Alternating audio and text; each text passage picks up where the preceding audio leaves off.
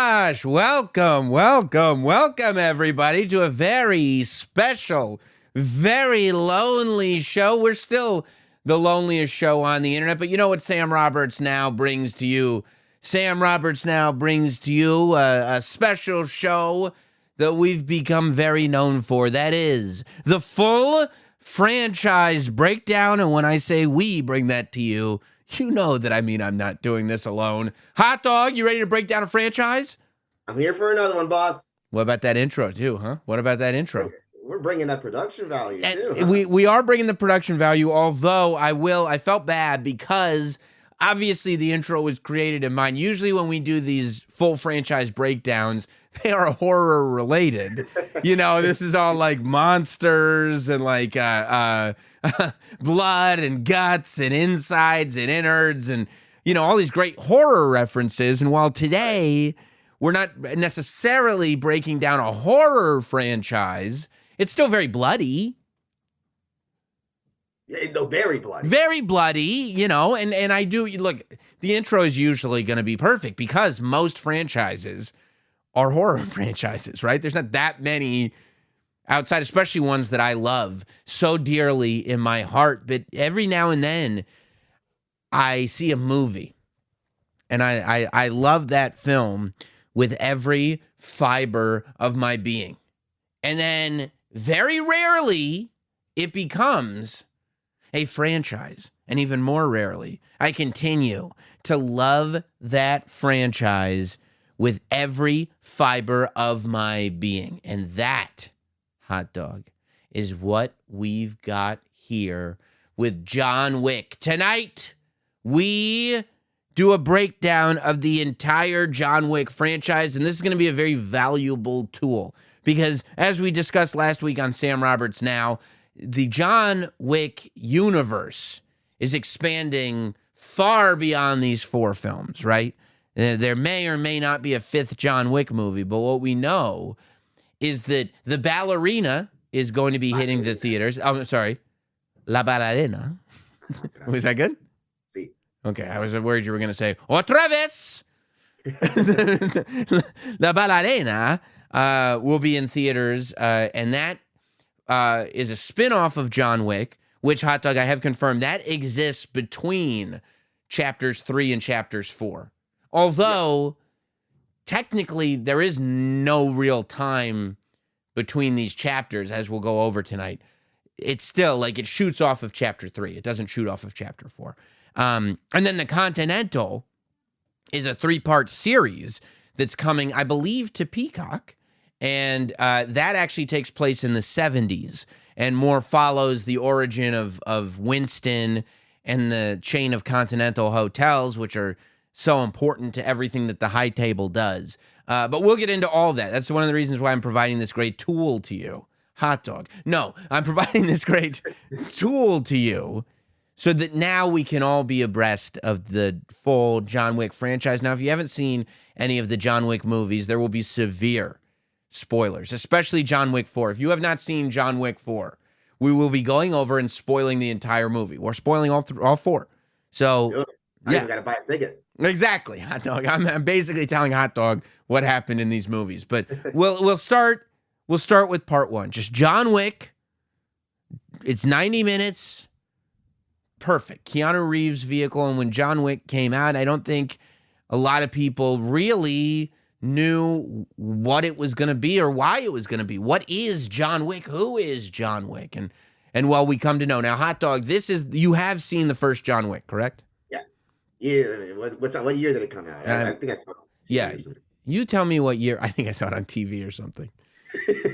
I didn't write down what years the films came out. So if you want to tell me, you go ahead. You go right ahead, Hot Dog, and let me know because John Wick is where this story begins. See, we meet this fella, John Wick, played by Keanu Reeves. And that's 2014. 2014, it was a different time. It was a different age. It was before John Wick. and we meet John Wick, and he's just a guy, and he lives in New Jersey, and he's very sad because his wife is dead. He's got a passed away wife, and he's mourning. This is where we come to know him. We see John, ironically, as a loving husband. That's all we know him as when we meet him. And he's trying to figure it all out. His house feels very alone. There's no talking because there's nobody to talk to. It's just a sad man from New Jersey, which if you're going to mourn a spouse, New Jersey's probably the worst place to do it. You know? She had cancer or something like that. Right? Well, an illness. We don't know. She died of an illness. So it wasn't even like she died of an illness. We never know. And everything changes when he gets a knock at the door. And it's a beagle. The beagle's not knocking. Somebody knocks on behalf of the beagle. But a beagle puppy, a little beagle, is dropped off for John Wick. And it's a note from his dead wife who's going, you thought I was dead? No. It's a ghost beagle. No, it's his dead wife said that she knew that he would be mourning alone. So that she had this done. She knew, obviously, that this illness was going to take her out. So she left a dog for him, a little puppy. And he realizes this is her final act of kindness. This is the connective tissue that the two can still have, right? So he goes to bed with his dog. His dog wakes him up. It's just a guy and his puppy, and it's just the most adorable thing you've ever seen. And John gets in his car. It's a nice Mustang, and he drives to the gas station with the dog in the car to go get some gas, right? And he's pumping his car full of gas, and these Russians show up to the gas station. This Russian kid and his four comrades, they show up to the gas station, and the Russian from Game of Thrones. Yes, of course. And they go up to the car, and they go the Russian kid. He goes like, "Oh, it's a nice car. How much?" And John Wick goes, "Thanks. It's not for sale." You know, he's so Keanu. And then the Russian kid says in Russian something to the effect of, "Everything has a price, bitch," you know? And then John Wick looks at him and in Russian says, "It's not for sale, bitch," or something like that, but he calls him a bitch, you know what I mean? And the guy's very, very offended by this. Extremely offended. And he's ready to just do some damage right there. But then the older guy that he hangs with, the older Russian guy, he goes, no. And he leans into Wick's window and he goes, "Have a nice day, sir." John Wick drives off. And the reason he's going out is because this is how he eases tension. He shows up to a private airport tarmac. And this is when we realize, that it is John Wick. This fella, maybe more than just a sad guy from New Jersey, right? Because there's a security guard at the airport, and it's a private airport, and John Wick rolls down his window and shows his face. And the security guard just acknowledges, oh, that's who that is, and opens the door for him. And he's just allowed to drive his Mustang all around this tarmac. That's what he likes to do to relieve stress, you know, just drive his car around and everything. So more than meets the eye with this John Wick. That's it. And I go, I wonder how he got in at an airport like that. I wonder, who does he know? He just got right in like that, okay?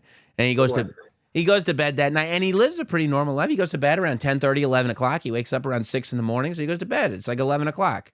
Turns the lights off, but around 1, 2 in the morning, the dog starts barking. It's a puppy, I told you. And John Wick comes downstairs, and he sees these guys, right? It's the Russian guys from the gas station.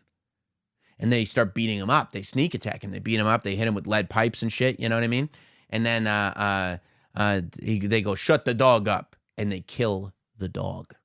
And in that one moment, set off a chain of events that would last through 4 full feature films. It was amazing. I mean, I love dogs. But if one dog had to go to give us all this beautifully rich John Wick story, yeah, you tell me, was it worth it? You could argue it was. It's a huge cascade effect. I mean, it's incredible. And I'll explain to you how this all comes from this one incident. All John Wick wanted to do was retire in peace. He didn't want anything to do with any of this. But they killed the dog and just fucked everything up for literally everybody. So these Russian guys, right? They take, and now you're realizing that the Russian guys are obviously pretty powerful people. They take the Mustang. John Wick wakes up. John Wick wakes up because he got knocked unconscious, you know, and he wakes up and he realizes dog is dead. And then he looks in the garage and there's a a metal pole through the windshield of his SUV, and his Mustang is gone. And he's like, they stole my car, and they killed my dog. He realizes that. So then the Russians, they go to the auto shop that is run by John Leguizamo, right? And no, nice, right? Nice. And so John Leguizamo goes, where did you get that? And they go, because he knows as soon as he sees the car, where'd you get that? And then you realize too, oh boy, there's a lot more than meets the eye here. They go, what difference does it make? We have it now. What can we do with this thing? And he goes, get that the fuck out of here. Get it out of here. And the Russian kid goes, we own you. And John Leguizamo goes, no. I work for your father, not for you. And then he punches the Russian kid in the face. Ooh. And he punches him in the face. And then one of the bodyguards puts a gun to Leguizamo's head, and Leguizamo does the most badass thing ever. He grabs the gun by the barrel, and he puts it by his forehead. And he goes, you're going to come into my store, and you're going to put a gun to me? We'll either pull the trigger or get the fuck out, or something like that. And so they leave, right? And you go, oh boy, there's more than meets the eye here. And so John, he goes to the auto shop, right? To Leguizamo's auto shop after the Russian guys are gone. Is that what it's called? Leguizamo's auto shop. Yep. And he's still got, he put a jacket on, but he's still got the same bloody t-shirt that he just got beat up in. He just got on the bus. He took the bus and he went to Leguizamo's body shop with his bloody t-shirt on, but a jacket over it. And he goes, is it here? And Leguizamo goes, it was. And then he tells him it's the Russian kid. It's the Russian guy's son. And John Wick goes, okay, I understand. And he goes home, right? And he goes into his basement. He takes a sledgehammer and he pounds through the concrete of the basement. He's pounding through the concrete. And he finds his John Wick box. He had a John Wick box under the concrete. It's full of guns and a suit and golden coins. A lot of guns, though. A lot of golden coins, too. Why is the suit underneath? Why does the suit have to be buried? That's what he wears when he's John Wick. You can just put that in the closet. Well, he doesn't want to be reminded. That's still, once he puts the suit on, he's like John Wick, the assassin. Yeah. You know what I mean? So that it's all part of the deal. He's not wearing the suit when he's not an assassin. That's for sure. Okay. So they go, oh, boy. So then the Russian guy calls John Leguizamo. He's this big mafia guy. It's when we meet him. Leguizamo Body Shop. That's what he goes. Leguizamo Body Shop. You kill him, we grill him. And he goes, I heard you struck my son. And Leguizamo goes, yes, sir, I did. And the Russian guy, he thinks he has the upper hand. He goes, and why did you do that? And Leguizamo goes, because, sir, he stole John Wick's car and killed his dog. And the Russian guy, it's one of the best moments of the whole 4 movies. He just goes like this. Oh. And hangs up the phone. And you're like, oh, no. Oh, what did this kid do? What did he do? And so the kid shows up. And you know what the dad does? He socks the kid right in the stomach. He punches him right in the stomach. He gives the kid a drink. He punches him in the stomach. The kid throws up a little bit because he got punched in the stomach. It's a real P move, if you know what I mean. Right in the stomach. And he punches him again in the stomach. And he goes like, do you know what you just did? And the kid's like, I'm not worried about it. And then they call him whatever. They say the boogeyman in Russian. Do you know what we called him? And he says the boogeyman in Russian. And the kid goes, the boogeyman? And the guy goes, John Wick is who you call to kill the boogeyman. And you're like, whoa, right? It's like Chuck Norris facts. Yeah. Yeah, the boogeyman is haunted by Chuck Norris in his dreams. That's John Wick. So then the Russian guy goes like, okay, it's on like Donkey Kong then. And he sends like 30 guys to John Wick's house once it's nighttime. And John Wick's like, okay, unfortunately for them, he's put the suit on. Which they didn't want. He put the suit on. Yeah, they saw the tie and they were like, fuck. He put the suit on, he's got the guns, he's got the coins, and John Wick in his own house. He fucks up his whole house. But he, with guns and ninja kicks and stuff like that, kills like 30 guys. And it's awesome. This is when you this is what makes the movie. First of all, Keanu does all of his own stunts. So he learned jujitsu, he learned gun training, he learned all of it. So he does all of his own awesome stunts. And also, like, the thing that makes these John Wick action sequences so different is that there'll be awkward pauses, right? Like, there'll be pauses where John's like kind of trying to get the upper hand. There'll be pauses where he's got to stop and reload real quick. And whatnot. Yeah. And he sells his punches too. Like, when he gets hit, it's not like most action movies where they don't sell it at all. Like, he gets hit and he goes, oh, like it hurts because it's a punch, right? But he kills like 30 people. And the cops answer a noise complaint. And it's Jimmy, the cop, you know? He goes, hey, John. Hey, Jimmy. Noise complaint? And Jimmy goes, yep. Everything okay around here? John's like, yeah. Jimmy's like, all right, well, then I guess I'll be going.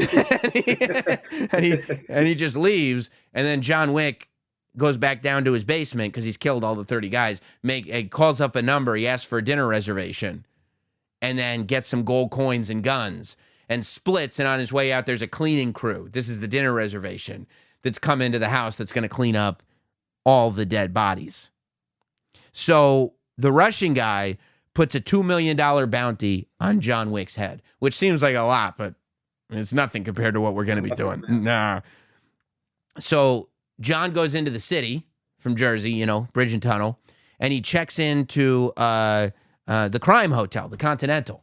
The Continental is a crime hotel where criminals and murderers can go, but no business is allowed to take place on the grounds of the Continental. It really means you can't assault or kill anybody on the grounds of the Continental, but those are the rules. And this is another thing that separates John Wick from everything else. The rules are incredibly important. This is as gamified as any revenge action movie has ever been. It's all about the rules. The rules have been set in place, and because hot dog, rules are the only thing that separates us from the animals. That's right. As we learned from Winston. Winston is the manager of the Continental, and Lance Reddick is his like assistant. Well, like he's the front desk guy, he's the bellhop, but really he's the dude. Like he's his second. He's Winston's second. He's there no matter what. Okay. So you know, people are like surprised. They go, "Are you back? Are you back?" That's what it's all about. Are you back? I can't believe it. Is that what he says it? Is that what he is? No. Does he say it there? No, Okay. not yet. Not yet. But they can't believe he's back. The bartender can't believe he's back. John Wick, wow, I thought you were out. And then you start to put pieces together. Oh, okay. So he used to be about this life, and then he got out, right? And then now this has dragged him back in because we find out from the Russian guy that the reason he was out is because he completed an impossible task. They gave him an impossible task to get out. And he was able to complete it. And that impossible task is the foundation of everything our business is based upon. And then he tells him this too. I once saw John Wick kill 3 men in a bar with a pencil. A pencil! So we go, okay, John Wick's the real deal, right? He finds the club that the Russian kid is going to. So he leaves the Continental. He's like, okay, I think he's going to this club. He sees the back door that he's going into. Russian Kevin Nash is the bouncer at the back door, right? So he walks up behind Russian Kevin Nash, and Russian Kevin Nash goes, Mr. Wick, are you working? He goes, I'm afraid I am. Are you working? And he goes, yes. And he goes, why don't you take the night off? And Russian Kevin Nash goes, thank you, Mr. Wick. And he does take the night, which I was really happy about. That Kevin Nash was the one guy smart enough to be like, no. I'm going to take my 15-minute break real quick. Right. That's not Bob Backlund, and this is not Madison Square Garden. Let me get the hell out of here right now because this doesn't end well. And, John Wick, he goes in to the club. He sneaks in, right? And the first guy he kills, remember I told you, there's the guy who leaned in and said, have a good day, sir. The older guy, John Wick kills him first, and he drowns him in the sink. Not in the bathtub, not in anywhere. He drowns him in the shallow sink, so he just got to push his face into it. But he beats the shit out of him. It's great. And then we get a big fight scene, right? He's sneaking around first. Nobody's seen him, right? The best part, one of the best kills in this movie is that there's like all these security guards because the Russian kid is trying to enjoy his time in it's like a bathhouse. It's like pools, you know what I mean? So he's just trying to enjoy his time and his bottle service in the pool. And there's He's shit. Exactly. And there's bodyguards everywhere, right? And so at one point, a bodyguard goes, "We're clear." And then John Wick just sneaks around the corner and puts his hand over the bodyguard's mouth, stabs him in the heart. And as the bodyguard is dying and just slinking down the wall, John Wick has his hand over his face and is just staring at him in the eyes until he dies the entire time. It is so like, I'm the one doing this to you. And that's another thing that's great about John Wick is that as he slowly gets in this thing, he's like, "I'm going to kill you." And you're like, oh no, this isn't one of those like, maybe, or like, oh, maybe I could talk my way out of it when he's already decided. It's a wrap. It's a wrap. So he goes around, he kills another 30 people or so, 30 to 40 people. I mean, Count's going up. That count's going to go high up before you get to chapter 4, I feel like. If I had time, I would have loved to have counted one by one the amount of kills in every movie because it's got to be phenomenal. But he gets shot a couple times himself. He does get shot a couple times in this fight, but he ends up killing all of them, but the kid gets away. Okay? So he goes back to the Continental because he goes to the doctor. They have doctor service. One of the services they provide at the crime hotel, the Continental. So he goes to this doctor. They sell guns there as well. Everything. And everything is exchanged through the gold coins. The gold coins that he had in his John Wick box. That's how you check into the hotel. That's how you do everything. This is you know. So the $2 million bounty is out on John Wick's head. And Willem Dafoe, who's John Wick's friend, has heard about this bounty. And so he's got a sniper rifle and he's pointing at John Wick's hotel room. Now, as John Wick is trying to go to sleep, the lady bartender, who was so happy to see that John Wick was back, sneaks into John Wick's room and tries to kill him. Now, he's shocked. Number one, that's his homie. And number two, there's not supposed to be any business in the Continental. Against the rules. It's against the rules. With the rules are the only thing that separates us from the animals. Except so he ends up kicking the shit out of her a little bit. He puts like a pillowcase over her head, though, when he punches her in the face, so we don't actually have to watch that part. It's really kind of geniusly done. And then he throws her out in the hallway, and Willem Dafoe starts firing rounds, like from his sniper rifle, across the street. And he's like, what the hell is going on now? And this is when he starts to realize that maybe there's more people that are out to get him. And so he has the lady cop I'm not the lady cop. The lady bartender is out in the hallway. Some guy who I think is a cop. I don't know. He's a guy who's down the hall. He's like annoyed at the noise. And he comes out. He's like, what the hell is going on? And John, business is supposed to be conducted here. No business. I'm trying to get some sleep. John Wick's like, I'm really sorry about this, but you know, it's one of these deals. And he gives the guy a coin and he asks him to do a catch and release on this lady, right? And so John Wick escapes. Okay. Now, while he's doing he leaves, and the lady bartender stays with the cop in the hotel room, right? So the lady bartender, while she's in the hotel room with the cop, she like breaks her thumb, like she dislocates her thumb, so she can slide out of the handcuffs that she's in, and she kills this poor dude that John Wick had thought was going to do a catch and release. Well, all this is going on, John goes to the fake church that the Russian mob runs, and he has the guy, the fake pastor guy, take him down to the vault. He shoots everybody in the church, obviously. He's got a gun. He kills everybody. I forgot to mention that. And he goes down to the vault, and he sees like all this cash and all this stuff. He just sets the whole shit on fire. They're like, well, what are you going to do with this now that we let you in? He's like, this. And he just sets everything on fire. He just burns everything. You're bountying out, bitch. Right. And it's like, you gotta be kidding me. So he gets caught by the Russians on his way out. And he's tied up, right? And now he's real pissed because he's tied up. And they're like hitting him, they're mocking him. They're like, you're not going to do shit. You're not going to do shit. And that's when he goes, you know, everywhere that I've been going, people have been asking me if I'm back.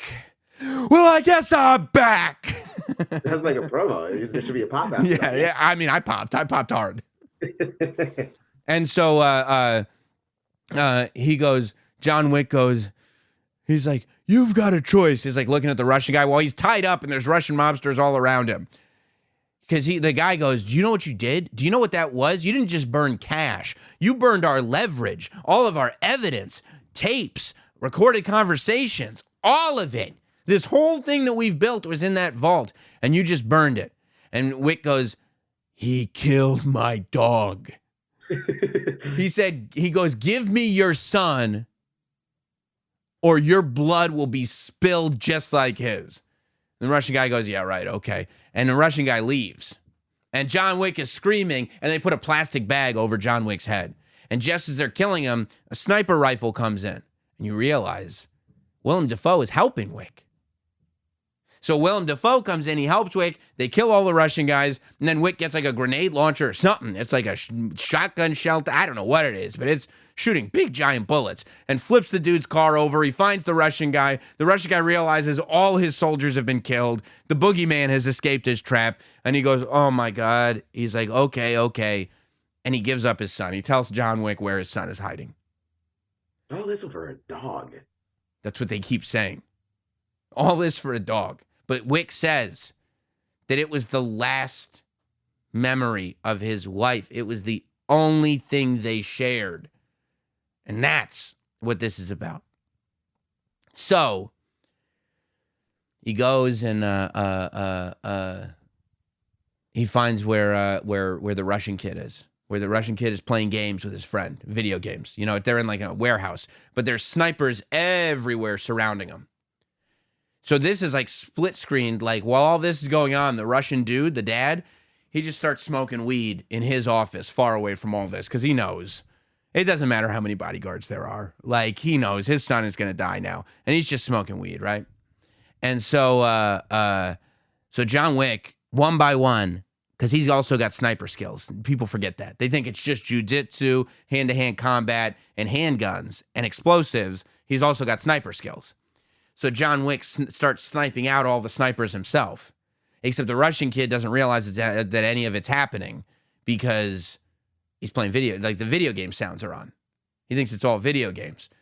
Eventually, when his friend that's playing video games, he's like, turn it down. And you just see a bullet go in one headphone, through his head, out the other headphone, blood splatters. He goes, oh my God. The kid and his bodyguard run downstairs to the getaway cars. Just as they're getting downstairs, the getaway cars blow up because John Wick's like, I'm here. And as everybody else is dead, he's walking towards the Russian kid. And the Russian kid says, it's just a fucking dog. And before he can finish it, boom, kills him. Just like that. There's no slow. There's no like, think about what you've done. Boom. Monologue. Nothing. And you think that it's over, right? You think that it's done. John Wick walks away, except now this Russian dude is psycho because his son's dead and John Wick got the better of him. So he fucks up Willem Dafoe because he goes, I put a bounty on John Wick's head. I told you get $2 million if you killed him. You didn't kill him when you had the chance. And Willem Dafoe's like, because I didn't. Like, you put a bounty. I didn't tell you I would do it. And he goes, yeah, right. Well, go fuck yourself. And so he starts, beating up Willem Dafoe. And then Willem Dafoe gets up. He shoots one of the guards and then he gets shot because he wanted to go out himself. Right? He wasn't going to go out like no punk. But he does go out. So Wick finds out about this. He finds Willem Dafoe dead. And he's like, fuck. Now I got to kill the guy's dad too. Bringing him back again. Yeah. So he goes. The Continental gave him a car on his way out. They go, we appreciate you, John Wick. Here's a car. They gave him a new car. Great so service. John Wick uses that car to chase down the Russian guy who's on his way to the helipad to just get the hell out of there and be done with all this stuff.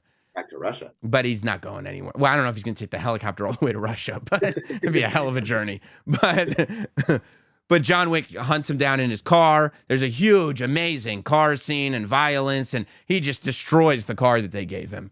But eventually, he does, even though he gets shot, he gets beaten up, he kills the Russian guy.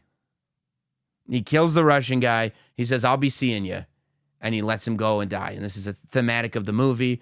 John Wick then breaks into a vet, fixes himself up, fixes his own wounds inside the vet's office, And then he sees a pit bull looking to get out, and he unlocks the pit bull, and he goes, "You're my dog now." And that's the end of the first John Wick movie. John Wick and the pit bull, who is actually named Pitbull, Mr. 305, Mr. Worldwide, leave together with vengeance having been served. Hey, vengeance has been, and some honor has been brought to the dog's name. That's right. That's right. And so you'd think we're done, right? Yeah, I mean, how's he gonna get dragged back into this? New dog, Russian's dead. Oh, we're done. Good to go. Well, he didn't get his car back, right? Oh, the Mustang. Yeah, you forgot about the Mustang, didn't you? Yeah. A lot of people did. So we get to John Wick 2. The first scene of John Wick 2 is there's a warehouse full of what we can presume are stolen cars. And one of the cars they have is John Wick's car. So John Wick is able to sneakily break in. And, I mean, long story short, he kills everybody. I mean, everybody in that warehouse. Long story short for all these movies. And he's able to get into his Mustang, right? But once he's in the Mustang, like, he starts driving it around. He's smashing it into people. He's smashing it into, like, he destroys his own car in a quest to not only escape, but also kill everybody that's in there. So he kills all the Russian soldiers again. And we find out that the guy who runs this place is that other Russian guy's brother, right? And it's the villain from Fargo, actually, the big guy. And so he goes upstairs when the only person left is this Russian boss. He's all that's left of the whole gang. And he goes upstairs and he walks into his office in his John Wick suit. He takes 2 glasses and he pours a little alcohol, vodka in both, and he gives him one.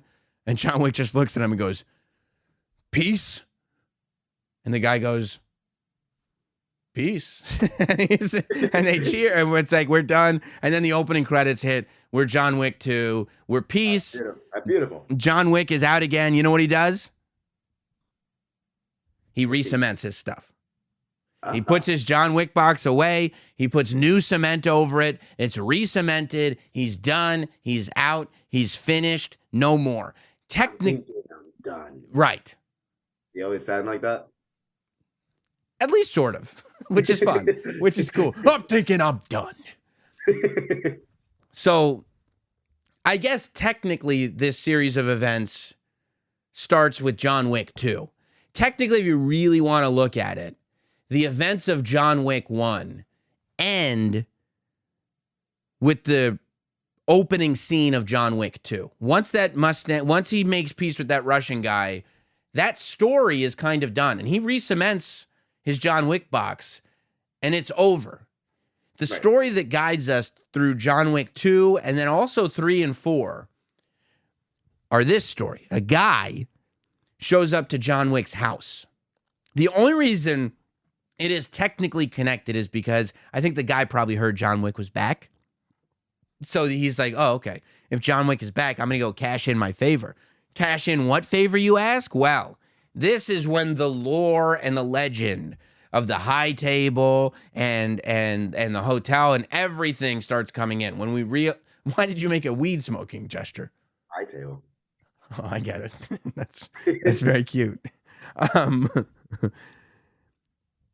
He pulls out a marker. I bet you didn't know about markers, did you, Hot Dog? No, this is as far as my knowledge goes. So he's got a marker. Like one of the, like, non-erasable? No, yeah, it's permanent, Sharpie. It's actually a paint pen. And it's a piece of metal, right? And it's almost like a medallion, but you open it up and there's jagged edges on it and there's a bloody fingerprint on it. And we find out that when you do an incredible favor for somebody in this world, that they can take a marker and you swear a blood oath that they can come to you and ask for a favor. So this guy says, I'm here to, get my favor back. I'm here to cash in this marker. And John Wick's like, you don't want it. You don't want this. You do not want to cash in my marker. You don't want it. Nobody wants it. Don't do it. You don't want it. And the guy's like, I do want it. John Wick isn't even asking him what the favor is. He goes, "You don't want it." And the guy, why wouldn't he want it? He's fucking, because he's like, "You don't want me back in this world. You don't trust me. I'm not." And he goes, "I'm not doing it." And the guy goes, "You have to do it. It's the rules." And John Wick's like, "Well, I'm out. I am not doing it at all. I'm not doing it." And the guy's like, "All right, if you're not doing it, you're not doing it. Fine." John Wick's like, "Okay, thank you for understanding." he's not gonna kill his dog again, is he? Wow. The guy goes, "By the way, this is a beautiful house." John Wick's like, "Thank you, I appreciate that."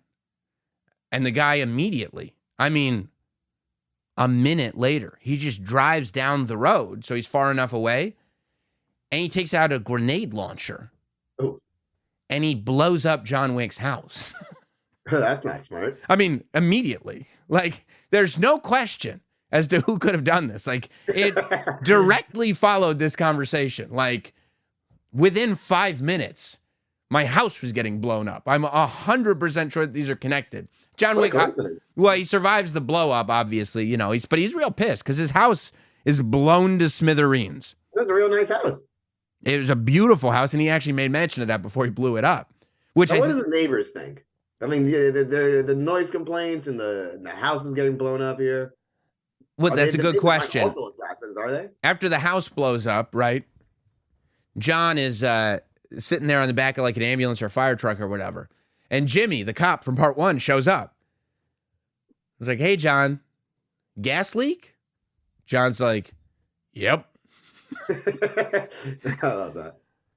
And Jimmy's like, I think he asked, "Are you back? Are you?" And John Wick's like, "No."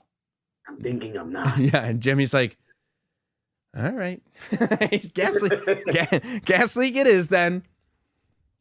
So John Wick goes to the Continental, right? And he's like, "Where is he?" He asks Winston, "Where is this guy?" And Winston goes, "Well, what do you want? Why?" And John Wick goes, "I'm going to kill him." And Winston goes, "You can't. If you kill him, like, everybody's going to come after you. You can't kill this guy." And John Wick's like, "He blew up my house. I think he's earned a killing." Hello, McFly. And Winston goes, "What did you think was going to happen, Jonathan?" And by the way, John Wick is spelled John. And Winston keeps calling John Wick Jonathan, except Jonathan, when it's short, is Jon. Right. Jonathan is not spelled John, so I'm very confused by that. But he keeps calling him Jonathan. "What did you think was going to happen, Jonathan?" It just comes with the accent. I guess so. He goes, you refused the marker. He has every right to blow up your house. You can't seek revenge on him unless you pay off the marker. But if John Wick did that impossible task and got out the game, the only reason that the marker even counts is because he got back in the game, right? Yeah, I guess, and he's out the game, but his markers are still outstanding, right? Ah. That's the only thing, because he even says, Winston says, "What did you think, he just wasn't going to come?" John Wick's like, "I don't know, man. I don't, like, it'd be like this. You'd be like, I forgot about it. It'd be like, I'm not a customer of this bank anymore." And they're like, "Did you think we're just not going to ask for the mortgage?" And you're like, "Well, I'm not a customer, so I'm out. I'm out." So John Wick goes, "Okay." And he finds the guy. And, well, he gets a travel bag first. He gets a travel bag, and no. Actually, he finds the guy because his stuff is still under cement. He doesn't re-dig up the John Wick box. But he finds the guy, and he goes, "What do you, like, what the fuck?" And the guy's like, "What?" And John's like, "All right, like, what do you want?" The guy's sister sits at the high table. He wants John to kill his sister so that he can sit at the high table. And John goes, "Why don't you just kill her?" And he goes, "That's my sister." Come on, man. That's my sister. There's rules to this. So John Wick goes, "Oh, all right, whatever." And he gets a travel bag with a gun, and he goes to a tailor, and he gets some suits made of Kevlar. He gets bulletproof suits. That's key. Say that again? Some heavy suits. He's a big guy. He's strong. He does move incredibly well. I have been watching YouTube videos of people trying to recreate John Wick's Kevlar suits because it'd be really, really difficult to do. But you can't tell they're Kevlar when you look. They really fit perfectly. Hey, Taylor. Because I think they get a Kevlar guy and a tailor to work together. So it's like really nice tailored suits, but also bulletproof. That's the key. Because he's got all those gold coins that he's paying in, you see. Because he had some... Well, he had some stashed away. He goes to this place, it looks like a storage unit, but it's run by I think Hasidic Jews, I think, and he's hid stuff. And he had a travel bag there that had some gold coins and some guns in it. So that's what he uses to kind of get this on the road, so he doesn't have to because now not only is his other stuff concreted in, but there's a blown up house on top of it. Don't forget. And what's the currency exchange for those gold coins? That's what I was thinking. I think if you I think they're worth a lot. And so sometimes he's overpaying by a ton because he'll just give a gold coin and just tell the hotel, I'm going to be here for a while. And they're like, yeah, say less. Oh. So that'd be sick. You know what I mean? I wish that there was just a rate. It's $500 to stay at this hotel. For how long? However. Oh, all right. I'll do that. So, he goes to Rome because that's where this girl is, this lady, the sister that he's got to go kill. He's got his Kevlar suit on. He's got his guns and everything. And he goes to the Continental in Rome. We find out this is not just a hotel in New York. Oh, there's more than one. It's an international syndicate. Okay? It's like the Hyatt. It's similar to the Hyatt, except business can be conducted in the Hyatt and no business can be conducted in the Continental. Because you could take a meeting in the Hyatt for sure. But you try to do that in the Continental, and the high table is going to want a piece of your ass. Yeah. Right. Okay. And that's just so you know, for your own edification. Into the Continental Rome. Right. Right. And I think they call it the Continental because you get a free breakfast with every stay. I'm pretty sure. So he tracks her down, this woman. She's at a steampunk show in Italy, which is, obviously, right? You'd go to a steampunk show. So she goes to a steampunk show, and he's able to sneak into where she's at because he's the boogeyman. He's John Wick. He's killing bodyguards on the way and everything. And one of her bodyguards is Common. The rapper Common? Rapper. Yeah, Common. He's her bodyguard, right? He doesn't get Common yet, right? But he goes in, and she's getting ready to take a bath. She tells the bodyguard she's going to go freshen up her makeup. That was a mistake because John Wick's able to sneak right in because she's by herself. And then when she sees John Wick, she realizes her goose is cooked, so she slits her own wrist. She kills herself in the bathtub. And then John Wick puts one in her dome just so everybody knows that Wick was there. I did this shit. Yeah. So don't be thinking she was depressed. That's kind of cheating. You took credit for that. Well, yeah, because she only got depressed when she saw my ass, so don't worry about that. This is what you guys know. Yeah. So he's leaving, right? And he's walking out, and Common sees him. And he's like, John. And then John Wick's like, oh, what's up, Common? And then Common's like, are you working? And John Wick's like, I'm afraid so. Are you working? Common's like, I'm afraid so. And John Wick and Common and then a ton of other bodyguards get into this huge fight, right? And John Wick's got to fight everybody. So he's fighting everybody through this party, and he escapes through the catacombs. And when he's escaping through the catacombs, he's looking at everybody that's trying to kill him, and one of the people trying to kill him is that actress Ruby Rose. The key here is Ruby Rose is the bodyguard of the guy that hired him. The guy who gave him the marker. Yeah. What the hell? Why? Betrayal. John Wick realizes this motherfucker's trying to tie up loose ends on me. So his plan was to get John Wick to kill his sister, then he'd kill John Wick. And his house had blown up still.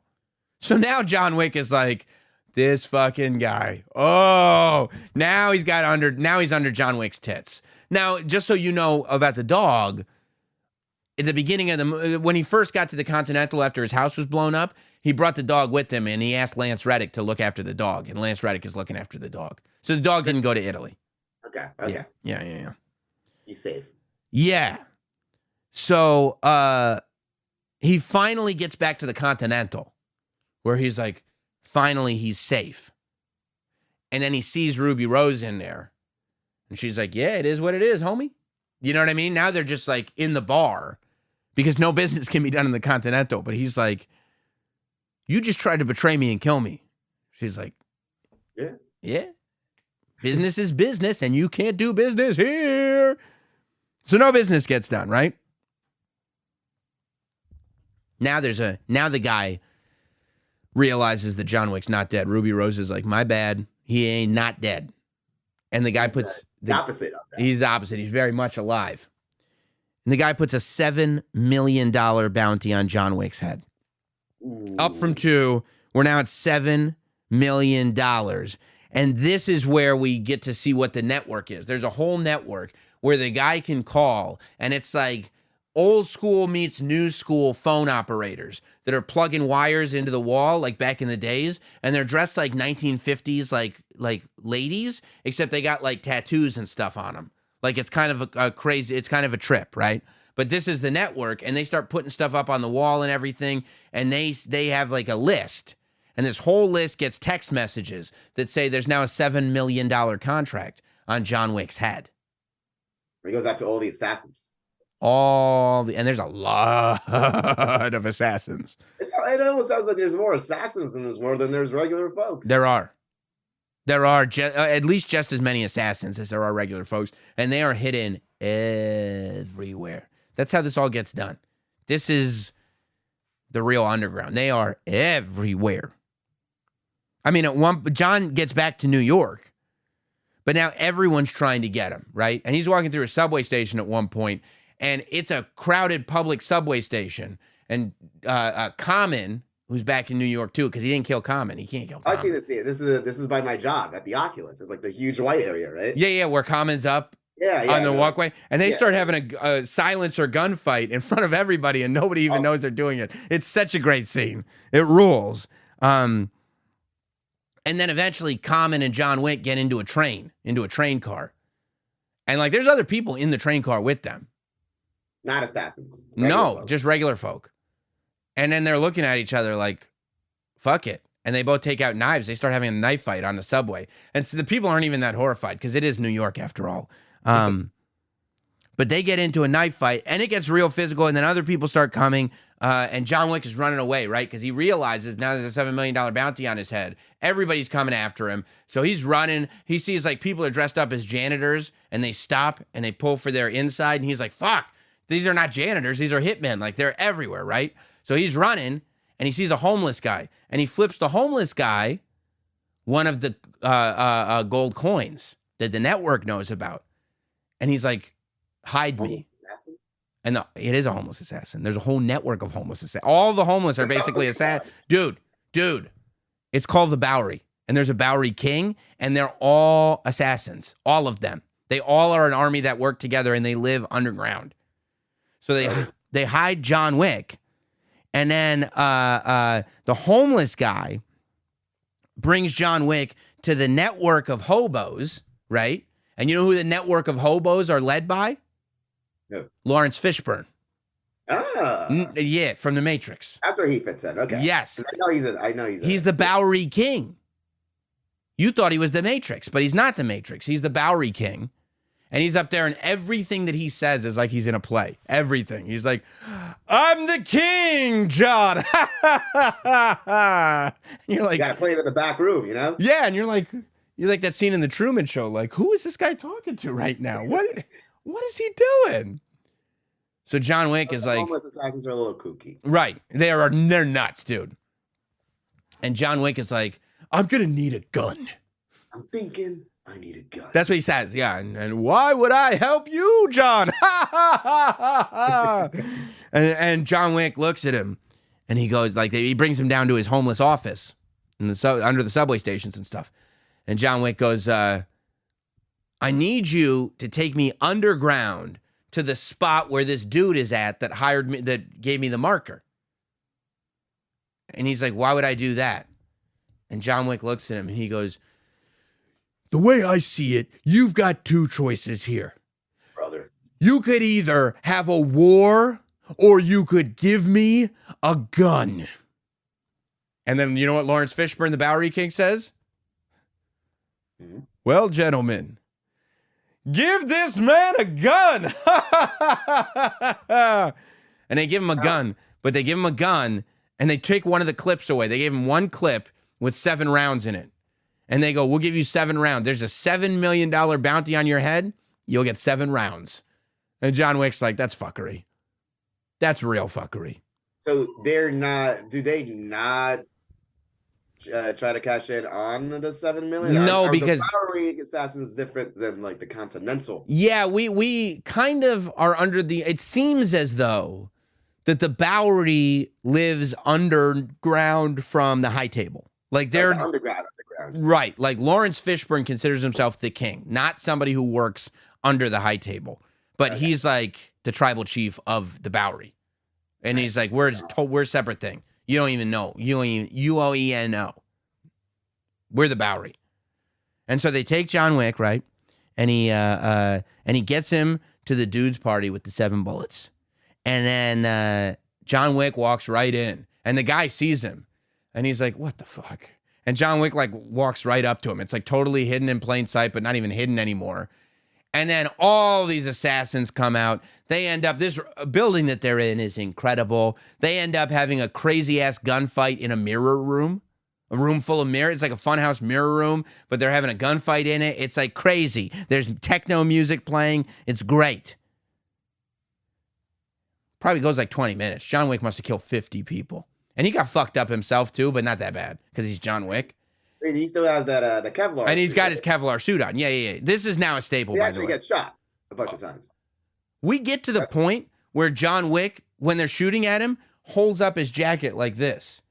Ooh, that's badass. Right, because he's like, shoot me in the jacket then. Whatever, I don't care. Like a Batman cape. Yeah. There's actually a scene in John Wick 4 that you'll love that comes to that. We'll talk about that. Okay. But, so... the guy escapes. John kills everybody. He kills Common, finally. You know, but that's an emotional kill. They're friends. He kills Common. It's got to be done. Common's like, I get it. He said, I want to rhyme like common sense. You know, truthfully. But, so the guy escapes to the Continental.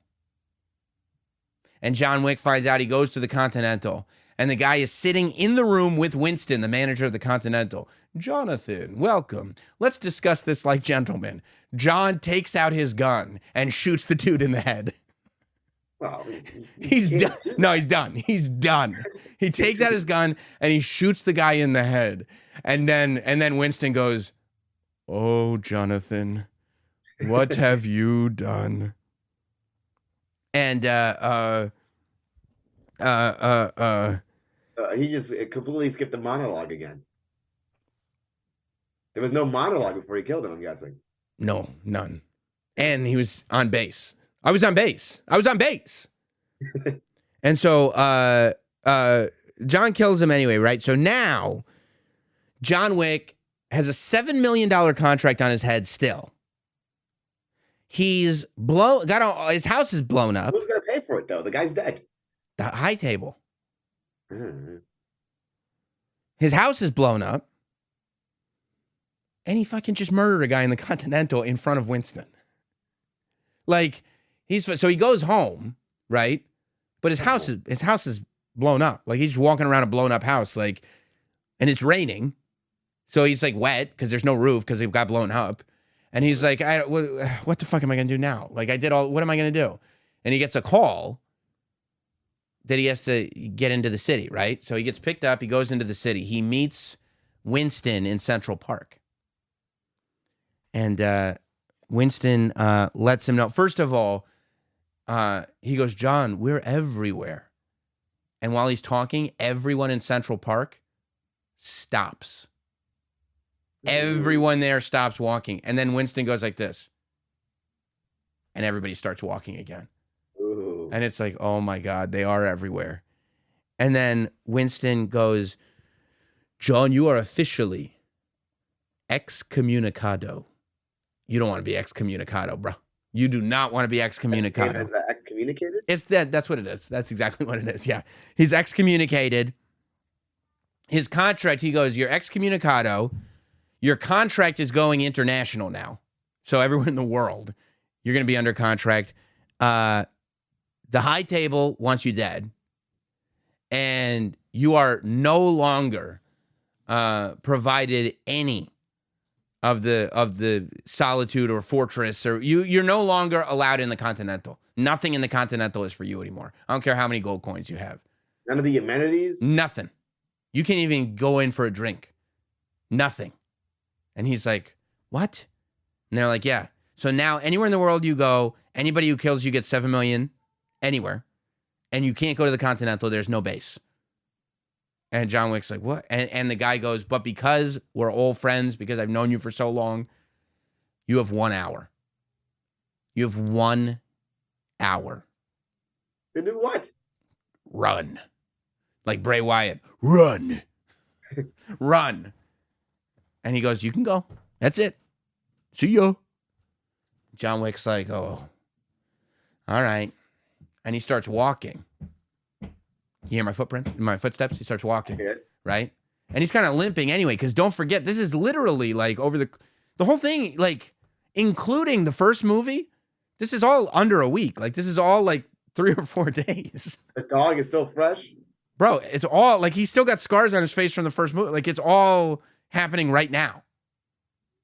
And so he's like, Jesus Christ, I'm exhausted. He's exhausted, right? You should have really just let the dog thing go. And and he starts walking, and then he realizes everybody's looking at him, and everybody's checking their phones and looking at him. And he's like, oh my God. And he starts walking a little faster, and everybody's looking up at John and looking at their phones, looking at their watches, starts running a little faster.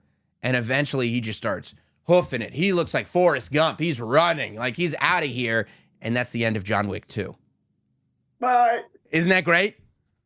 Well, I'm still kind of like, I'm still trying to figure out where the normal people are. How does this world work where everyone's an assassin? Where are the accountants? Where are the doctors? How does everyone? A lot of them are also assassins. On the side? Yeah.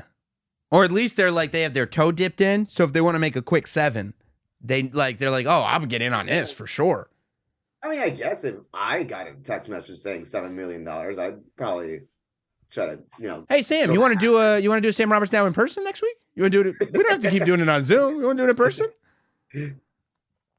So we get to John Wick Chapter 3, Parabellum. Parabellum. That's the name. John Wick Chapter 3, Parabellum. And the movie starts with John Wick running. He's still, it literally, like, it's years have passed in our lives. There's like 3 years or whatever in between these two movies. But at the end of the first movie, you have an hour left. At the end of the second movie, you have an hour. And we get maybe 2 minutes. So there's 58 minutes left on the clock at the end of the second movie. At the beginning of the third movie, he's still got 20 minutes on the clock. So literally, we missed 20 minutes, pretty much. Back to back. Maybe 4. We missed 40. I'll give you 40. We missed 40 minutes of John Wick's life between these movies, and that's it. But you can assume he was probably just running. Running so fast, yeah. Where's he running to? Well, good. I'm glad you asked. He runs to the bank, to the library. Oh, get a nice read in before you get murdered. Well, you'd think, but there's a hidden book in the library that he must have gone to because he hid a bunch of coins and a picture of his wife and precious, like, it looks like a marker. You're not sure if it's a marker. It looks like it could be a marker, but there's a couple of things that look like they could be markers. You know what I mean? Like, they're like big metallic. Like, we saw the marker in the first movie. The second movie. Mm-hmm. Right? So it's not a coin, but it's clearly some kind of symbol. And he's got a cross. He's got all this stuff, right? While he's in the library, this big basketball player, I forget his name, he shows up. He's like 7 feet tall. And he's like, hi, John. And John's like, I still have 15 minutes or 10 minutes or whatever it is. And the guy really nicely, he goes, who's going to know? And John Wick's like, no, that's a great point. And so he goes after John Wick. Keep in mind, this dude's like 7 feet tall. So they get into a library fight, which is badass. And in New York City, library's big. So it's like a top floor and it's also at night. So whatever, they're fighting in the library. And then eventually John Wick's able to get him on his knees and he puts a book up like this. And he puts the guy's neck on the book and breaks the other half of his head. He almost beheads the guy on the book. It's awesome. Jesus. And he passes one of the homeless guys. And the homeless guy's just looking at his watch. Mr. Wick, tick-tock, Mr. Wick, tick-tock, Mr. Wick. And you're like, oh my God, the homeless guys aren't even going to help him.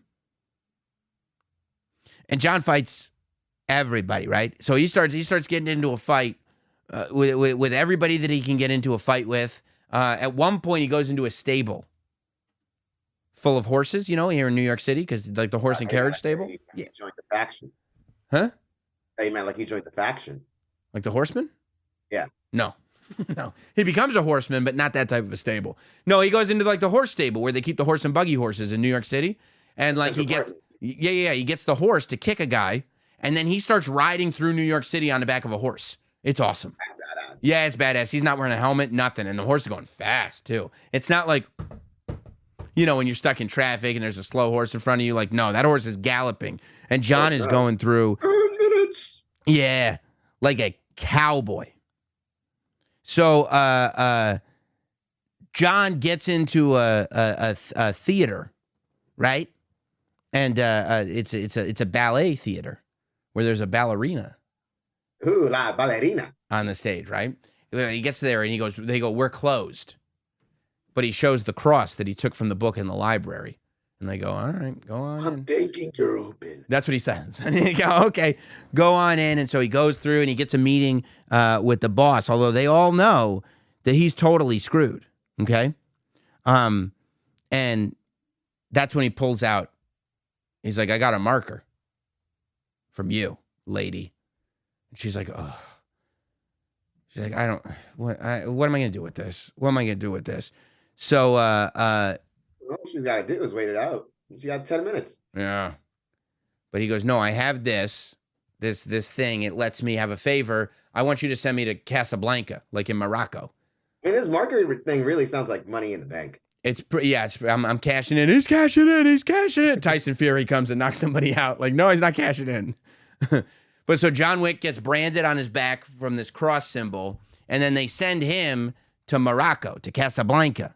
Meanwhile, the adjunctor from the high table shows up, right? And she's representing, or they are representing the high table. And they go and tell Winston, you had John Wick in front of you. You could have killed him and you didn't. He killed somebody in the hotel. You have 7 days to get your things and get the hell out of here. You're fired. And he's like, no. And they're like, yeah. Is that how they said it? Yeah. So they're saying that you got to get out of here. And then the same adjunctor goes to Lawrence Fishburne, the Bowery King. And they go, you got 7 days to get your stuff. And he goes, who is the high table to the Bowery King? And she's like, enough of this. I don't know.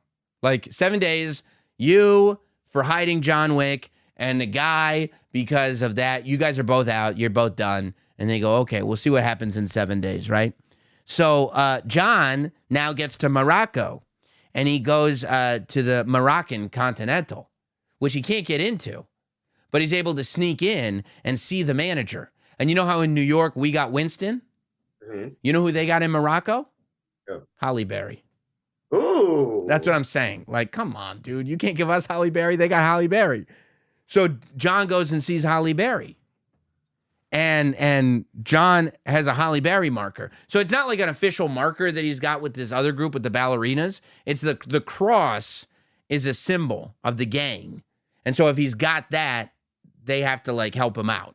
But the marker is the favor, okay?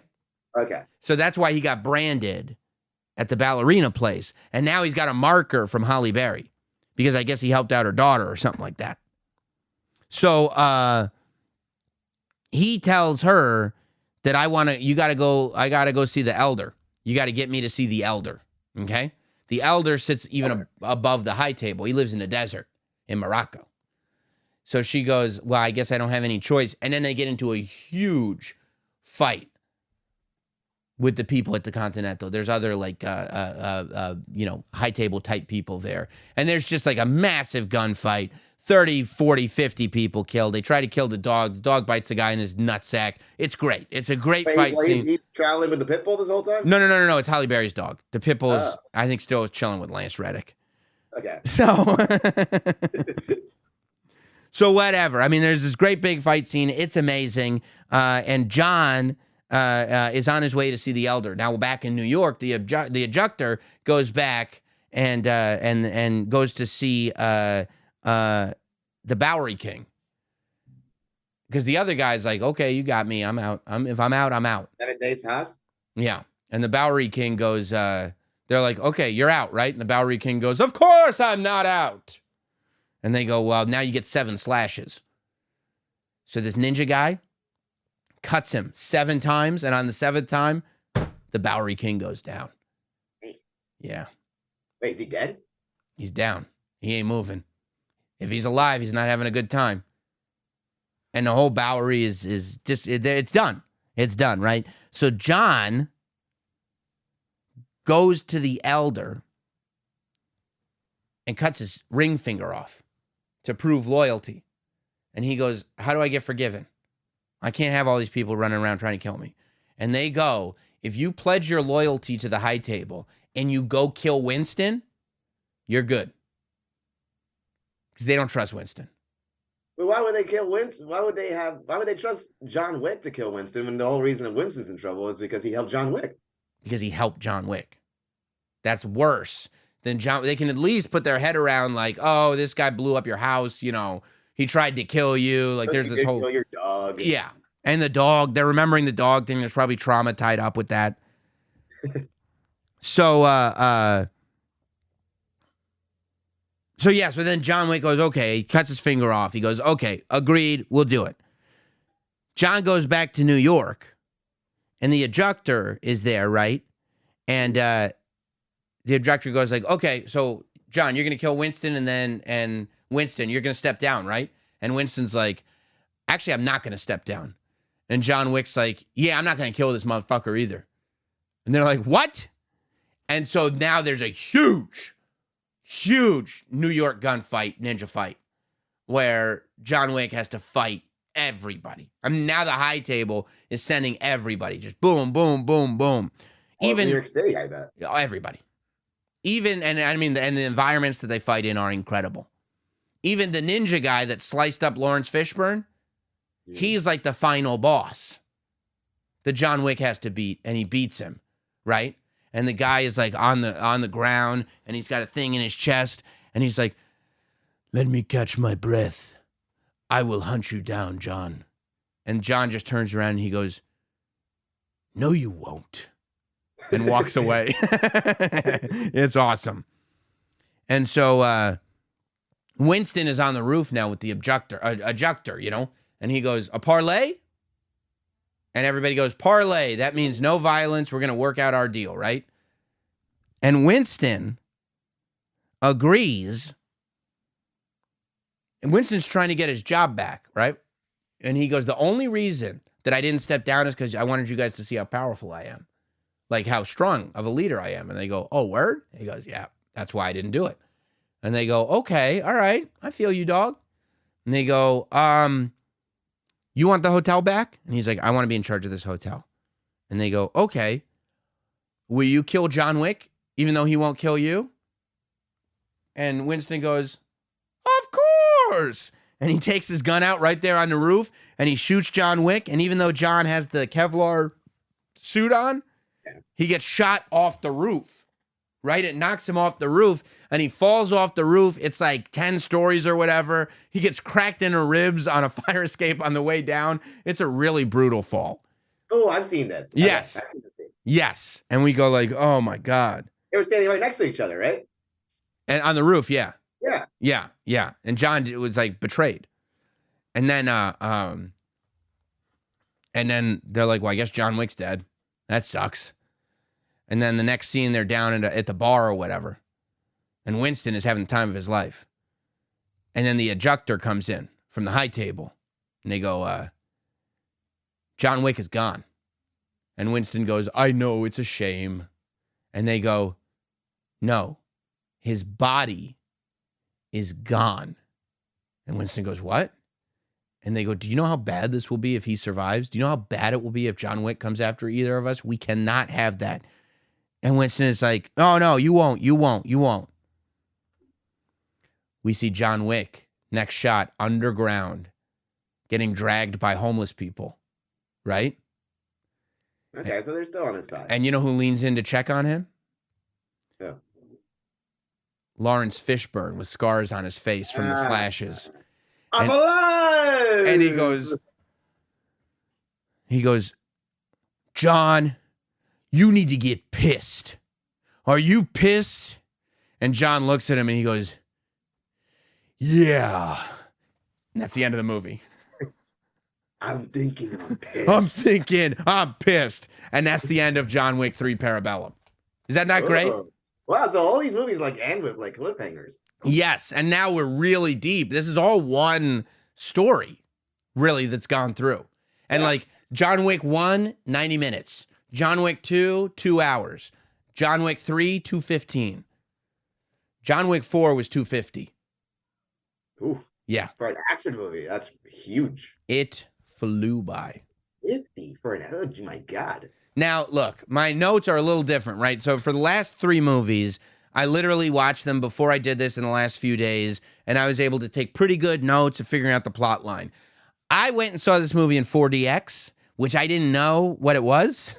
And yeah, you were mentioning that in the group chat. I was like, whoa, my seats were moving like this the whole time I'm watching. It's raining on. Watch it like that. It's so gimmicky. Did you like it? Loved it.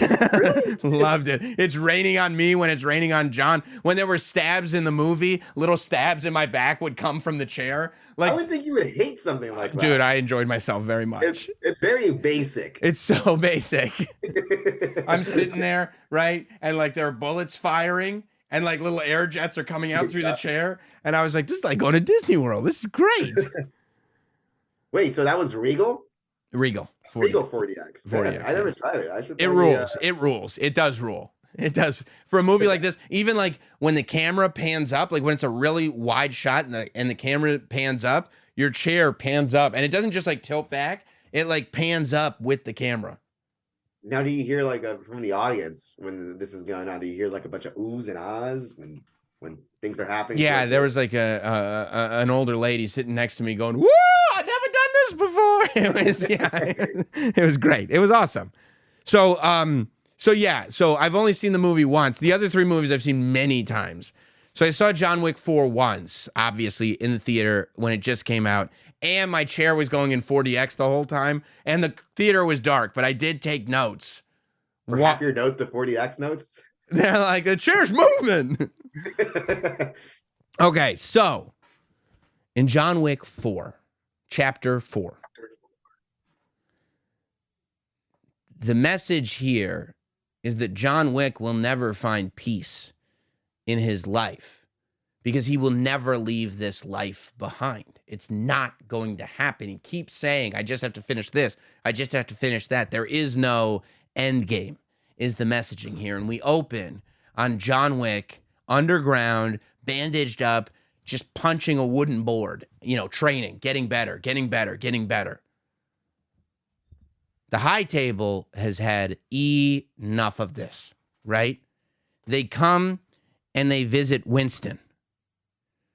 And now the high table is not represented by the adjuctor from the third movie.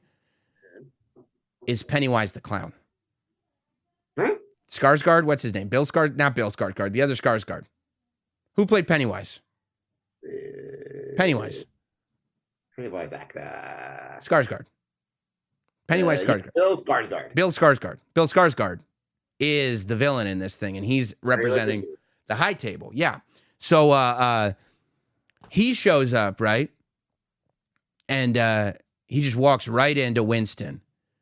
And he goes, you let John Wick get away. You have 1 hour to clear your things. He's fired again? Everyone's fired, right? So he just whispers to Lance Reddick, evacuate the hotel. And so they go see, it's like across town.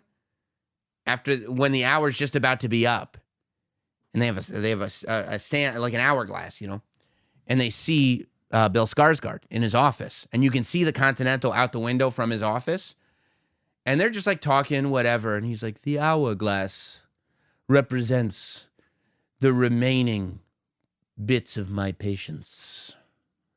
And it's dripping down and everything, and the hourglass runs out, and they look. He blows up the goddamn Continental.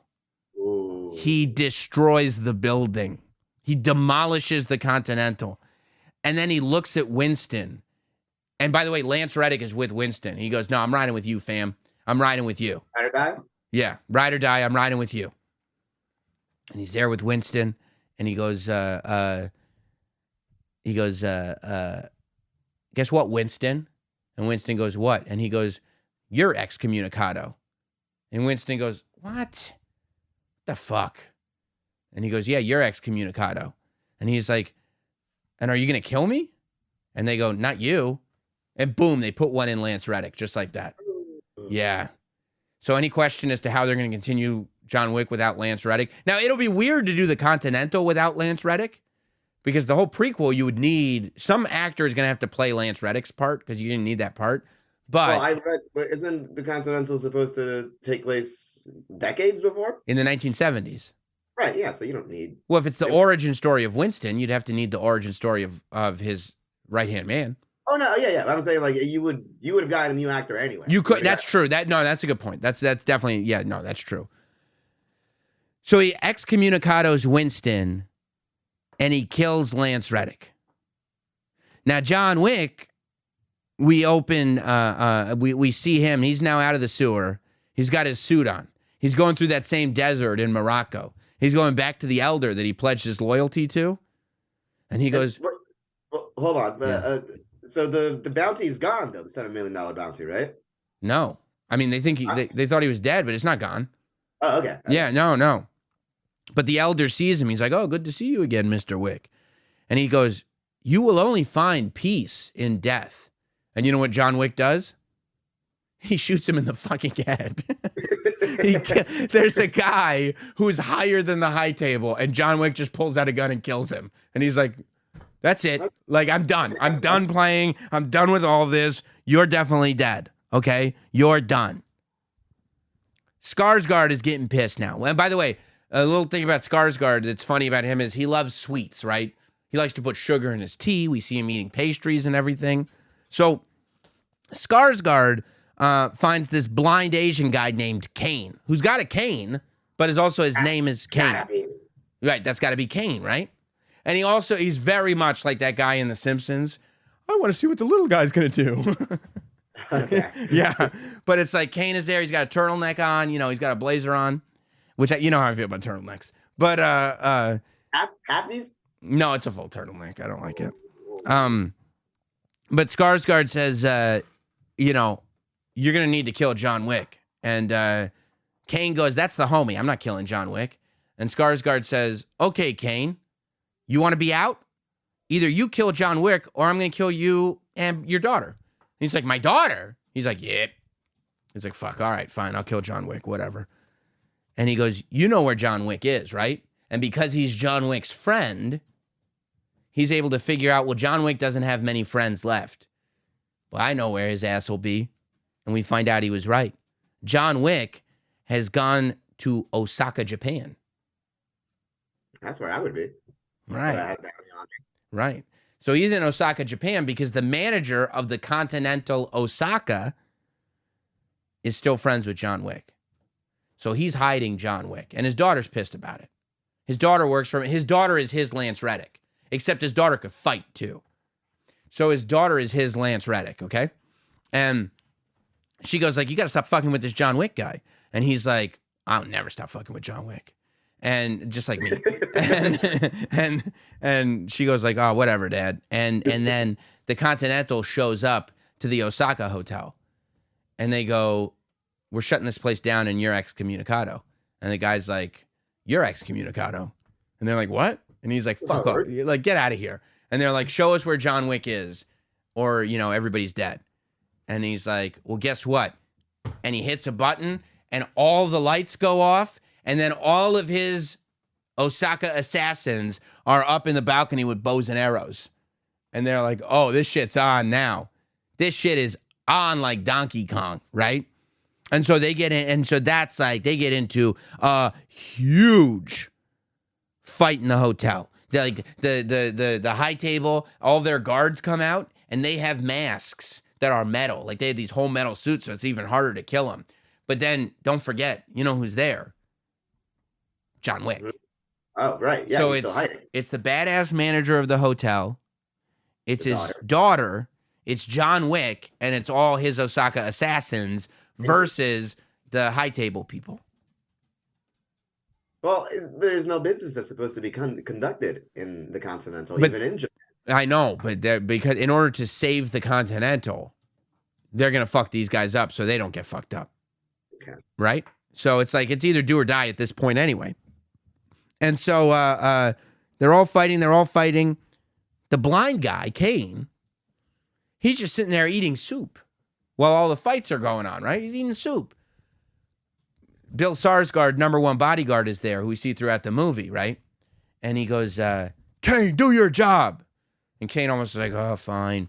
He takes his last sip of soup, and then he uses his like sword, his cane or whatever, to kind of figure out where he's at. And then the minute anybody's around, his reactions are so good. This guy's nasty. Even though he's blind, he kills everybody, right? So he's super nasty. So whatever, most of the high table, and then he goes to this one thing where he's like running from the Osaka assassins, and he starts pasting these things on the wall as he goes, right? And you go, what are these, like bombs? You think they might be explosives, but you know what they are? Right. Automatic doorbells. So every time somebody walks by one, a doorbell chimes. And the guy, every time a doorbell chimes, he's just like, ba-boom, ba-boom, ba-boom. It's great. It's so good. So he's nasty. So basically, and there's a lot more jujitsu, by the way, in the hotel fight. A lot more. I think in the third and the fourth movies, Keanu went to jujitsu school because he starts really using a lot of jujitsu because John Wick's fighting too, you know. It's announced during the hotel fight that the contract just went up to $20 million. There's $20 million on John Wick's head right now. So an announcement like the New York lottery. Yeah. 20 million. I'm Yolanda Vega. And so it all comes down to blind Kane and the manager of the Osaka hotel getting into a sword fight, whatever, right? It's just the two of them, and the daughter's there watching, but the daughter got shot. So the guy tells John Wick to escape and tells him how to escape, and John Wick gets out of there, right? And while he's getting out of there, while he's helping his daughter, he runs into Kane, and then Kane is there, and they have to have a sword fight. Now, Kane ends up killing the manager. He kills him. Kane wins the fight. And then the girl is ready to fight Kane, and he goes, don't live, meaning like, don't fight me because I'll have to kill you. And she like puts her sword down and doesn't do anything. And Kane goes, I'll be waiting for you, and then leaves because he knows, right? And while he's leaving, there's this other guy who checked into the hotel. He's a black guy, and he checked into the hotel with his dog, a German Shepherd. And he's got like sketches of John Wick. We don't know him. We've never seen him before. He's got like sketches of John Wick. And the whole time this is going on, he's like, looks like he's trying to shoot John Wick. John Wick ends up in a garden. He's fighting people. This guy ends up helping John Wick. And we look at his notebook, and he's like figuring out numbers wise where this contract is going to. And he tells John Wick goes, who are you? And he goes, I'm nobody. But he goes, just know that I'm waiting for your contract. I'm going to make sure you're okay until your contract hits a number. And then that's mine. Then you're done. 100 million? Wow. So,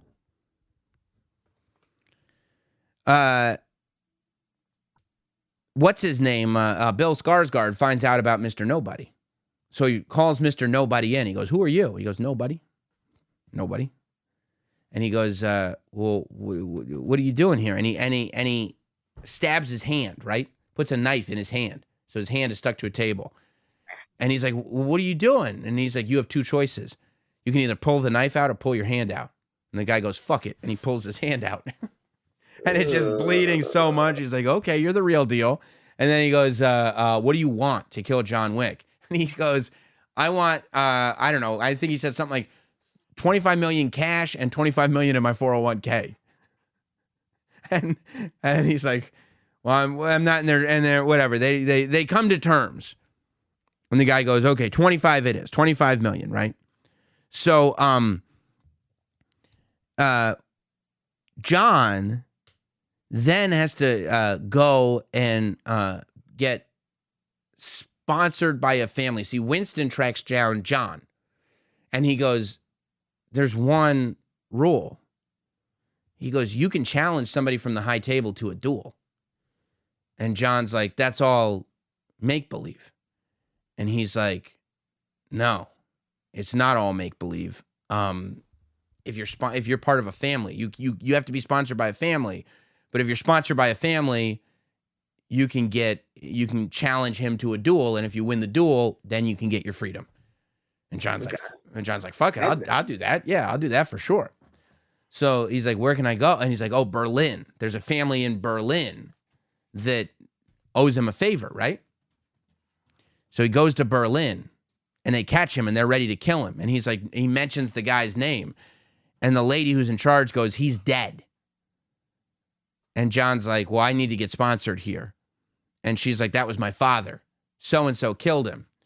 And so she sends John to this gangster's spot to kill him. She goes, if you kill that guy that killed my father, we'll sponsor you. John Wick goes, all right. So he goes, right, and they drag him in, and the guy's a gambler, right? So he's at a poker table. And then because John's being followed by these guys, they also find Kane and Mr. Nobody, who are both following John. So now we're at a poker table. And Nobody's a friend for now. Who knows? We're at a poker table, and it's Kane, John Wick, and Mr. Nobody. And the gangster guy, he's like, you want to kill John Wick? And Kane's like, yeah. And he looks at Mr. Nobody, and he goes, and you want to kill John Wick? And Mr. Nobody's like, yeah. And he looks at John Wick, and he goes, and what about you? And John Wick looks at him, and he goes, I'm going to kill you. And spoiler. It's so good. I'm going to kill you. And so, of course, they play a hand of cards, right? They play some 5-card, and the guy at the table wins, but they think he's cheating, right? And so he leans in. He's getting ready to kill John Wick. John Wick takes a card and really gives him a severe paper cut on his neck. Ow. Yeah. And so he gives him the most gruesome the series has ever gotten. Yeah, paper cut on his neck, and then now the 3 of them start killing all the guards, because the guards are trying to kill all of them now, right? And now John Wick is on the run. He's trying to kill this big fat gangster. He shoots him in his ass, right? And so he ends up killing all the guy's soldiers, and they're now in a dance club because they're like the layer that they were in is attached to a dance club, and so they're in this crazy ass dance club. John Wick gets thrown off a balcony, all kinds of stuff. It's raining on him. I'm in the 4DX theater. It's raining on me. It's crazy. So then the guy goes, you shot me in the ass. And then this big, giant, 400-pound fat guy, he knows crazy jujitsu moves. So he's like an awesome fighter. I thought he was going to suck, but he's like this awesome fighter. So he starts fighting John Wick. They fight, blah, blah, blah, blah, blah. John Wick ends up winning the fight. So he goes, and he gets sponsored by this family. So the family is now sponsoring John Wick. So John Wick can now challenge him to a duel. John Wick is represented by Winston. Winston is now John Wick's second. Even though Winston shot him off a roof, he's betrayed him like 30 times. I know that. I also had an issue with that, but it was like, dude, like, we're the ones with nothing to lose. Like, why would I betray you again at this point? They blew up the hotel. It's the only way we're going to get the hotel back. So John, he's like, I got you. I got to kill this guy. He blew up my hotel. So then Winston, and we find out that Winston is in it for himself. Like, he shows up and he goes like, John Wick wants to challenge you to a duel, Pennywise. And he's like, well, he can't unless he's sponsored by a family. And then he goes like, well, the crest is right there. And then the guy goes, well, new rules, new way, new. And he goes, but you would always follow the rules because you're not a coward. And the guy goes, oh, you son of a bitch. And so Winston goes like, John Wick wants his freedom if he wins the duel. And he goes, okay, deal. And then he goes, and since I'm his second, I want you to rebuild the hotel and reinstate me at your expense. And the guy goes, okay. John Wick didn't know about that part of the deal. Now he's got to get his. Right. He's leaving with something. So they show up to Paris. We find out, by the way, it's mentioned that John Wick was an orphan plucked from the streets. So we start to realize that this crime syndicate, he was an orphan raised by the crime syndicate. We still don't know a ton about his origins, right? So they all come together. We're now sitting at a table. It's somebody who's representing the high table. You have John Wick and Winston on one side. You have Bill Skarsgård and Kane on the other side. And they agree that they're going to have a duel. It's going to be pistols. It's going to happen there in Paris. And it's going to happen at sunrise. And they go, okay, bet. And they separate. Now what happens is Bill Skarsgård decides, like, let's put an insurance policy out on this thing. Because if you're late, you forfeit the duel. So Bill Skarsgård decides, what we didn't realize is there's a radio station that broadcasts out of the Eiffel Tower that is networked into the assassins. Of course. So the radio station very subtly announces that the contract is up to $26 million and that it's open to anybody. And now that's been broadcast over the airwaves. So now John Wick has to spend the whole night. And by the way, Lawrence Fishburne and Winston both come to Paris to join John, obviously. But John has to spend all night in Paris killing people. Like, everybody is hunting him. They get into a huge car / gunfight in front of the Arc de Triomphe. They're going all over the place. They go into a church. They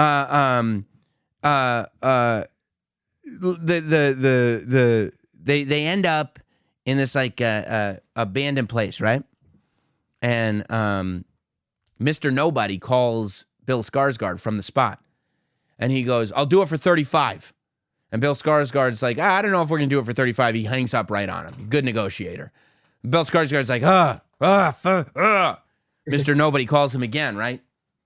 He goes, the phone, he picks up the phone. He goes, I'll do it, 40. It's gone up 5 million since the last phone call. And Bill Skarsgård's like, fine, 40.